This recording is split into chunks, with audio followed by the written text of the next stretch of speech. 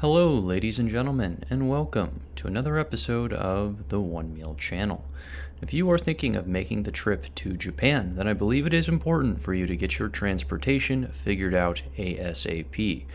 And although some of you may have the motivation to get an international driver's license and drive yourself everywhere that you want to go, you will be met with a rude awakening that there is nowhere for you to park your car, which is why I recommend that you get yourselves a pasmo card.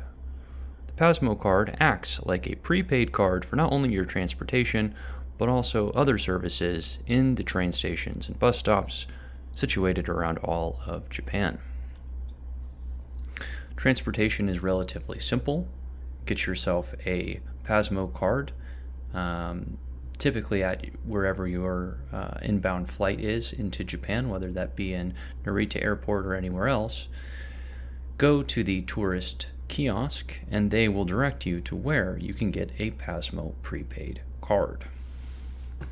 You can use this card on all of your bus stops, all of your train stops, and every other area that pasmo is accepted. Once you get off of your stop at the train, you will probably be hungry and you'll need to pick up a snack, and you'll even be able to pay with this pasmo card. There's one downside, and it's not really a downside as it is difficult to adjust to as a Westerner, is that these cards are only charged with cash, meaning that you will have to find kiosks and locations in order to charge this card with cash. Now today I just went out and grabbed myself a little bit of breakfast, and I went to a Family Mart, a Lawson, and a 7-Eleven, and what I found was that the Family Mart did not have an ATM that accepted pasmo card, meaning I was unable to charge it with cash. I went over to the Lawson and I found that they did have one, and then I just double checked with the 7-Eleven, and they had one as well, which makes sense because 7-Eleven is one of the largest banks in Japan. I bet you guys didn't know that. It's pretty incredible. Anyway, this one card can be used for all of those purposes. Even at different restaurants and local stores, they accept pasmo cards.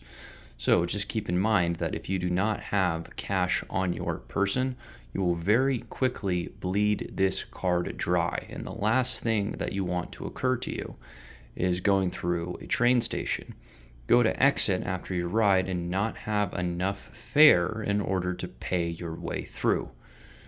Because odds are, if I was struggling to find an ATM that could take a pasmo card, odds are you will too.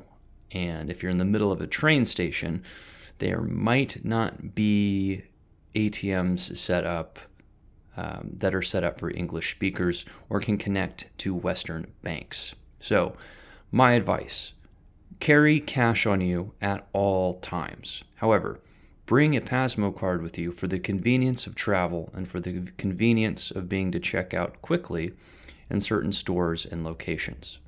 This pasmo card is going to be an essential utility for every tourist who visits Japan. They also have Suica cards, which operate very similarly, and those would be essential for you as well. If you have any questions, feel free to leave them down in the comments below. I am no expert by any means, but without this, I don't think you're going to get very far. Thank you for watching, and I'll have another video for you tomorrow.